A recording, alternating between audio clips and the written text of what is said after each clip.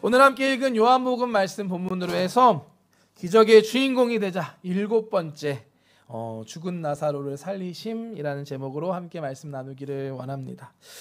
이번 한 주간 새벽기도 또 영상으로 예배하신 분들은 아시겠지만 요한복음에 나오는 예수님의 7가지 기적을 하나하나 살펴보고 있습니다. 오늘이 그 7번째 마지막 시간입니다. 요한복음에는 총 7번의 예수님의 기적이 기록되어 있습니다.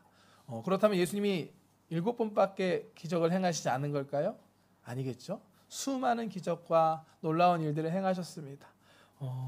하지만 요한복음은 특별하게도 특별한 의도를 가지고 예수님의 그 기적 중에 7개만을 기록하고 있습니다. 이와 같은 요한복음의 기적을 그래서 표적이라고 말합니다. 표적이 무엇이냐? 예수님이 행하신 기적을 통해서 우리들에게 예수님께서 과연 어떠한 분이신지 알려주고 드러내기 위한 말씀들입니다. 먼저 이번 주에 함께 살펴보았던 7가지 표적들을 하나하나 살펴보기를 원합니다. 한번 들으셨던 분들은 좋은 거니까 한 번 더 들어도 더 좋을 줄 믿습니다. 그리고 아직 못 들으셨던 분들은 엑기스만이니까요. 집중해서 잘 들어주시기 바랍니다.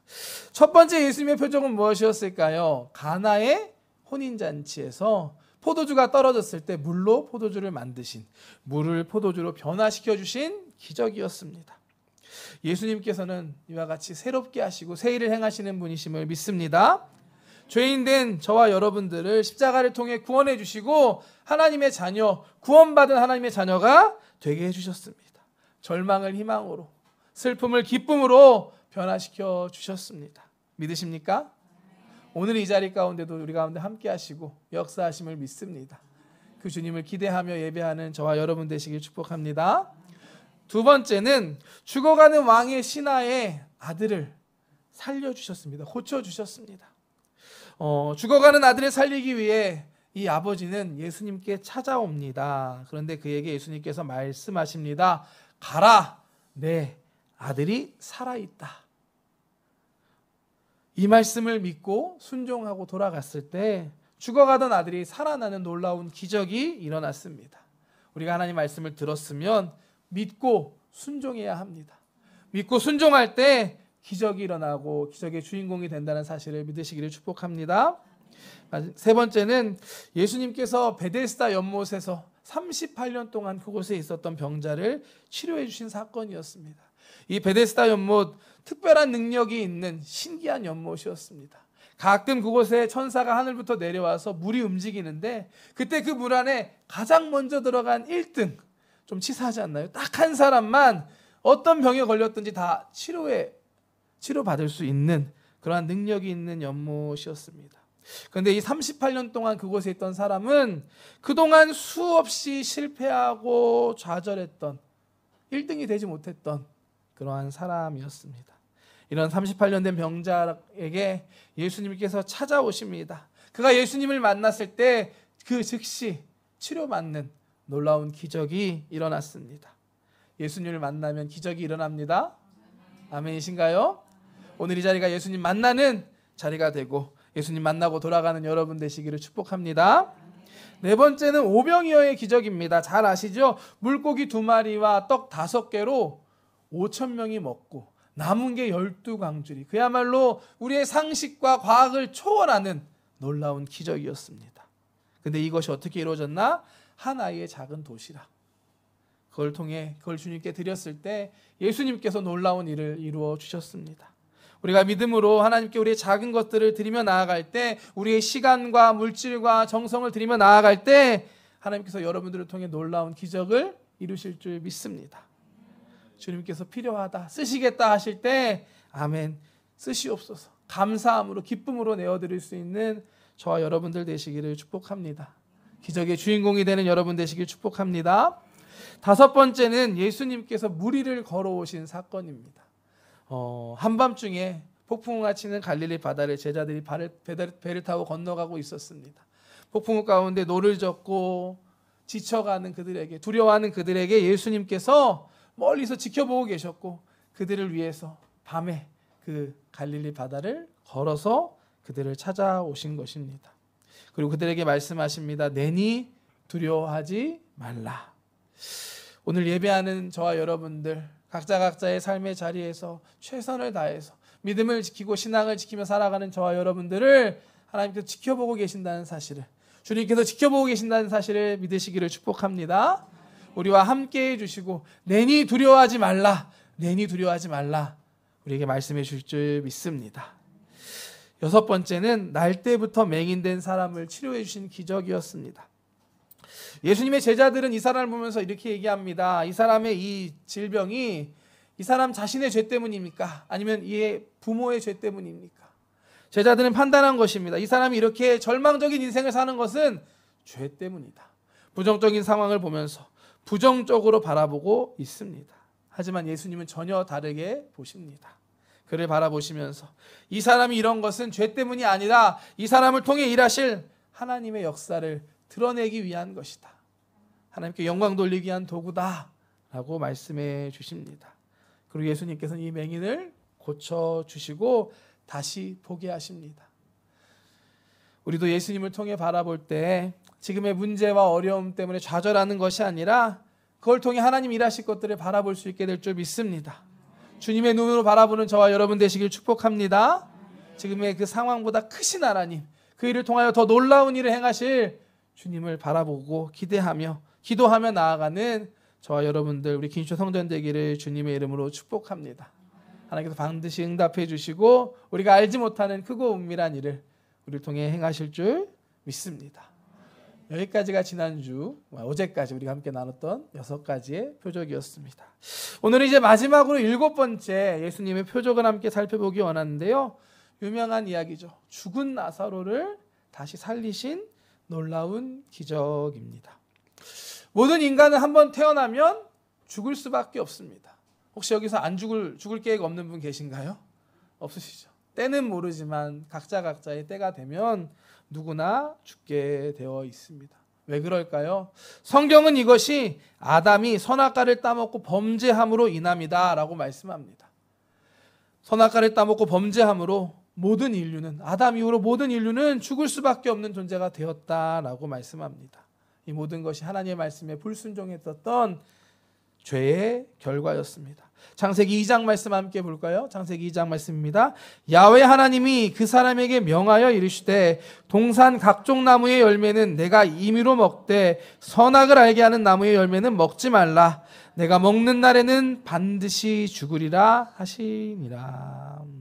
내가 먹으면 반드시 죽는다고 말씀하셨는데 아담이 하와가 한 입 할래 먹어버렸습니다.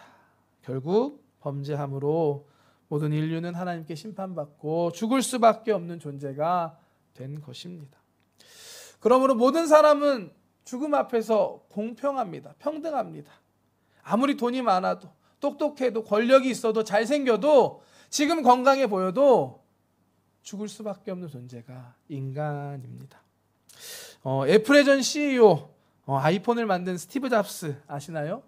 이 사람 누구보다 능력이 있었고 돈도 많이 벌었고 유명했지만 56세에 췌장암으로 갑작스럽게 죽음을 맞았습니다. 아무리 능력이 있고 돈이 있어도 죽음을 막을 수는 없었습니다.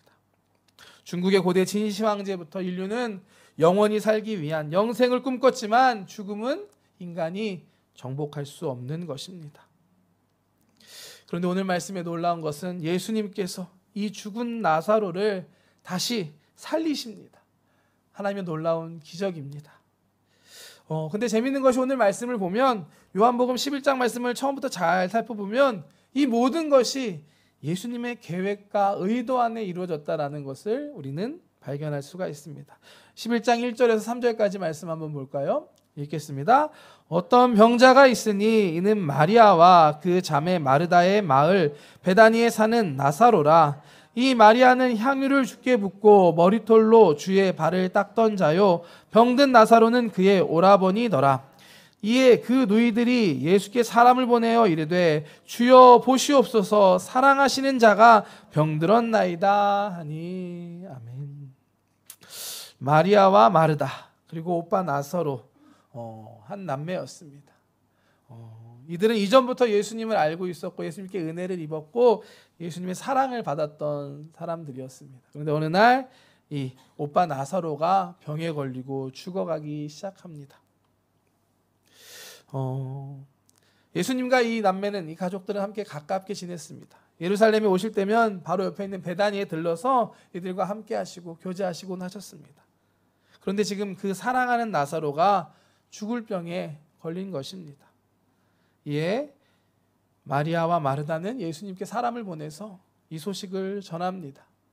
빨리 오셔서 고쳐달라. 예수님 빨리 오세요라는 뜻이었습니다. 보통 이런 상황이면 어떻게 할까요? 내가 사랑하는 사람이 아파하고 내가 고쳐줄 수 있다면 누구라도 빨리 찾아갈 것입니다. 그런데 오늘 말씀 보면 예수님께서는 조금 이상하게 행동을 하십니다. 한번 말씀을 볼까요? 5절부터 7절까지 말씀입니다. 예수께서 본래 마르다와 그 동생과 나사로를 사랑하시더니 나사로가 병들었다 함을 들으시고 그 계시던 곳에 이틀을 더 유하시고 그 후에 제자들에게 이르시되 유대로 다시 가자 하시니.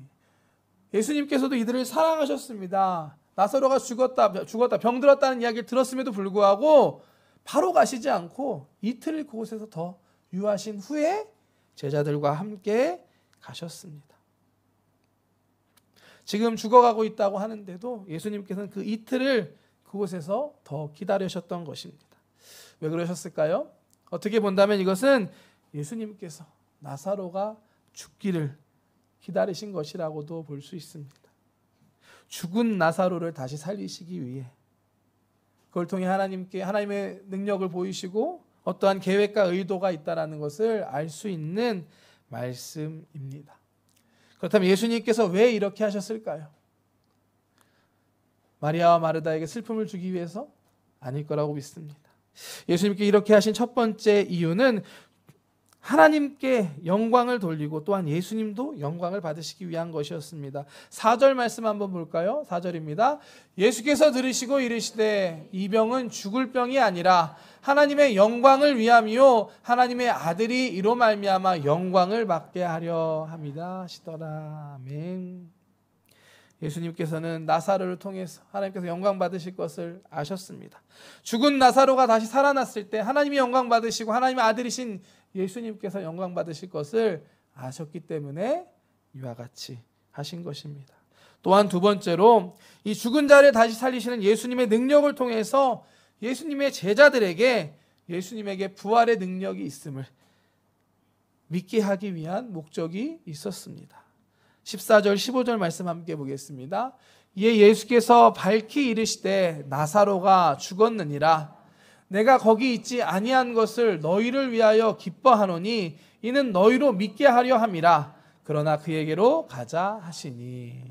지금 이 말씀은 제자들에게 하고 계신 겁니다. 너희들을 위한 것이다. 이는 너희로 믿게 하려 함이다 라고 예수님께서 말씀하십니다.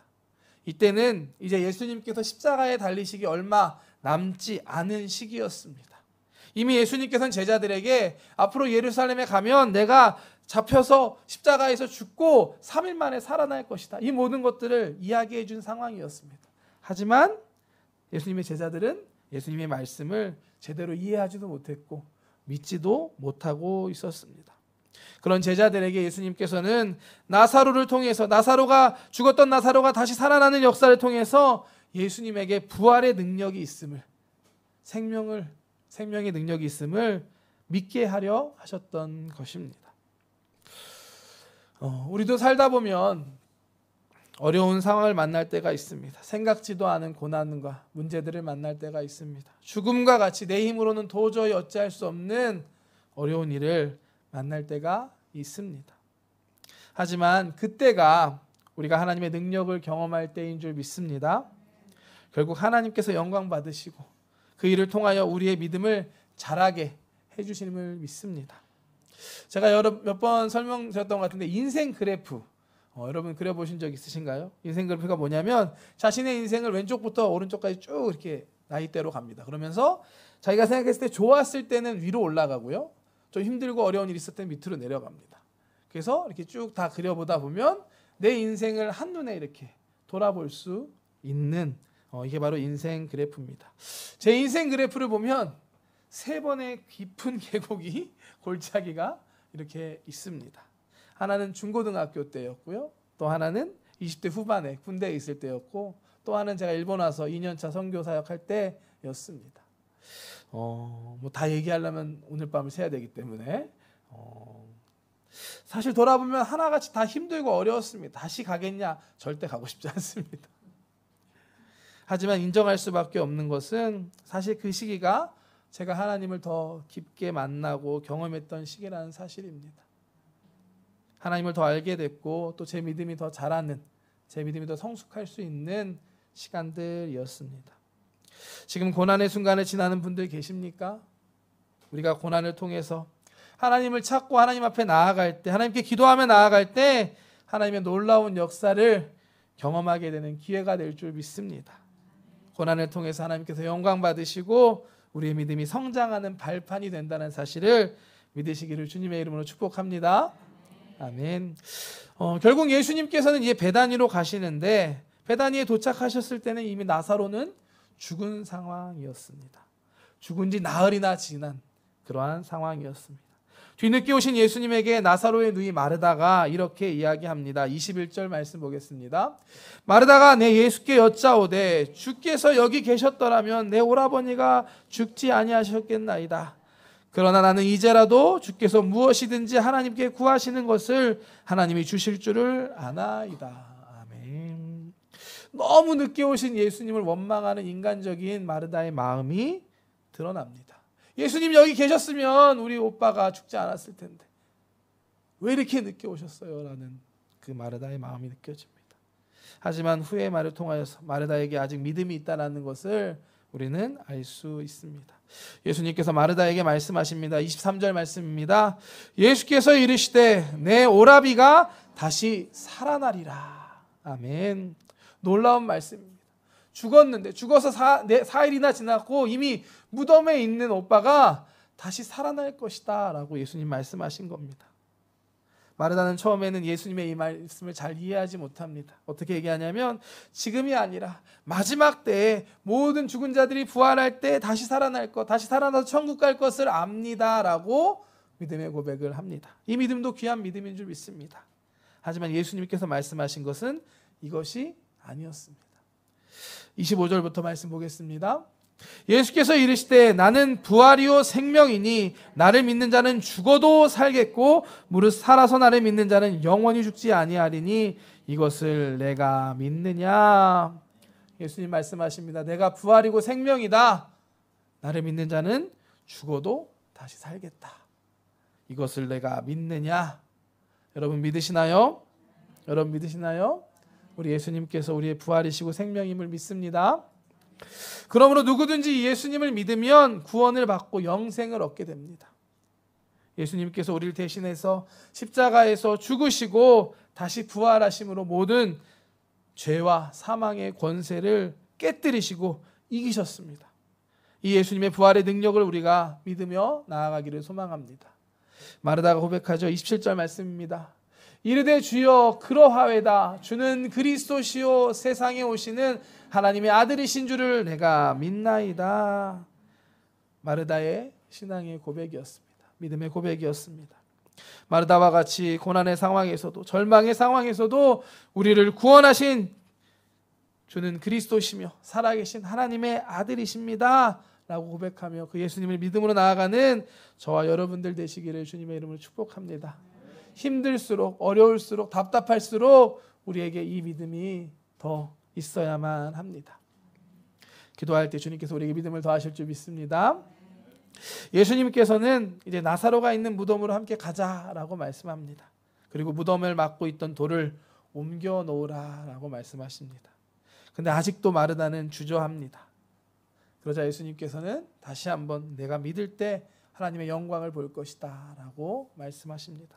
39절부터 말씀 볼까요? 예수께서 이르시되 돌을 옮겨 놓으라 하시니 그 죽은 자의 누이 마르다가 이르되 주여 죽은 지가 나흘이 되었음에 벌써 냄새가 나나이다.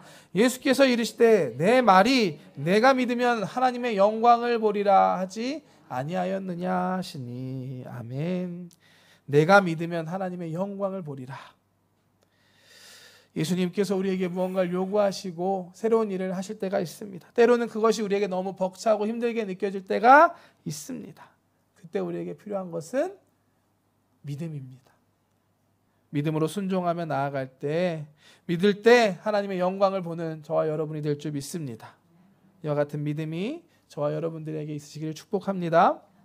죽은 지 나흘이 지나고 냄새가 나고 눈에 보이는 것, 들리는 것, 잡히는 것 없을지라도 하나님 말씀하셨다면, 예수님 말씀하셨고 시작하셨다면 믿음으로 바라보고 순종하며 나아갈 수 있는 저와 여러분들 되시길 축복합니다. 그럴 때 우리도 놀라운 기적의 주인공이 될 줄 믿습니다. 드디어 돌문이 열리고 예수님께서는 하나님께 기도하십니다. 그리고 나사로를 부르십니다. 그러자 놀라운 기적이 일어났습니다. 죽었던 나사로가, 죽은 지 나흘이나 돼서 냄새가 났던 나사로가 다시 살아서 걸어 나오는 놀라운 기적을 목격하게 됩니다. 말씀을 한번 확인할까요? 41절부터 말씀입니다. 돌을 옮겨 놓으니 예수께서 눈을 들어 우러러 보시고 이르시되 아버지여 내 말을 들으신 것을 감사하나이다.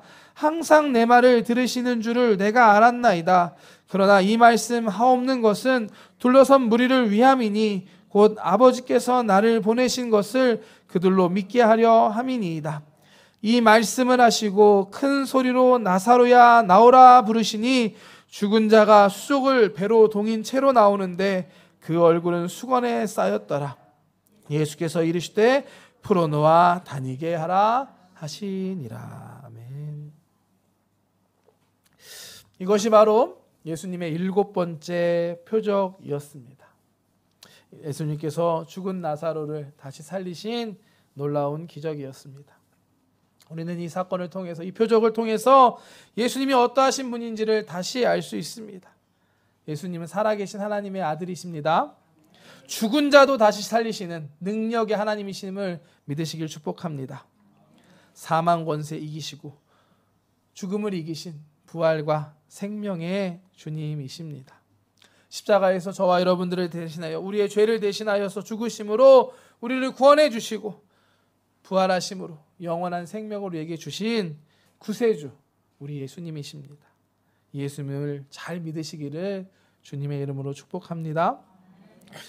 예수님께서는 죽은 나사로를 다시 살리실 뿐 아니라 또한 우리 안에 죽어 있는 것, 우리를 다시 살리시는 분이심을 믿으시기를 축복합니다.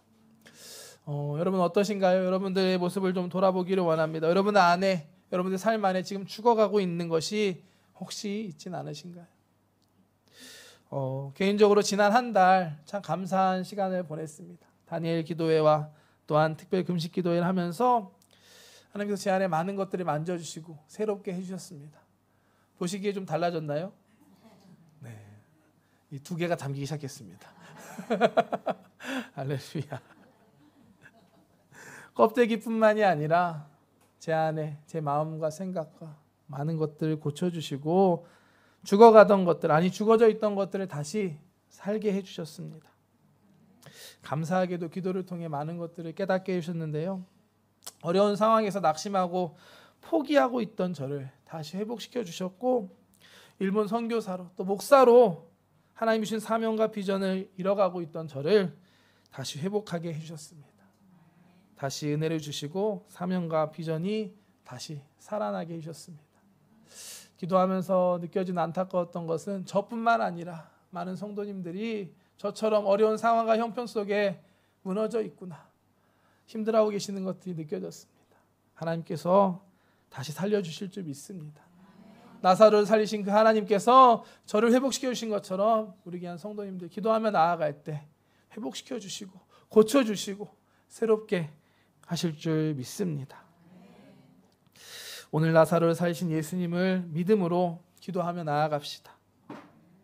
식어가는 믿음과 신앙을 회복해 주시고 잃어버린 사명을 다시 깨닫게 해주실 줄 믿습니다. 문제 가운데 낙심하고 절망하는 우리에게 다시 소망을 주실 줄 믿습니다. 우리가 성전을 구입하기 위해 기도합니다. 열심히 금식하고 간절하게 기도하고 있습니다. 또한 헌금도 하고 주님께 드리고 있습니다. 하지만 정말 중요한 것은 이 건물보다 여러분들 한 사람 한 사람이라는 사실을 믿으시기를 축복합니다. 우리 한 사람 한 사람이 먼저 바르게 세워지는 것이 중요합니다. 우리가 기도하기를 힘쓰고 정말 주님 앞에 다시 나아갈 때 하나님께서 우리를 새롭게 하시고 다시 살리시고 거룩하게 회복해 주실 줄 믿습니다. 회복된 우리를 통해서 놀라운 하나님의 역사를 이루실 줄 믿습니다.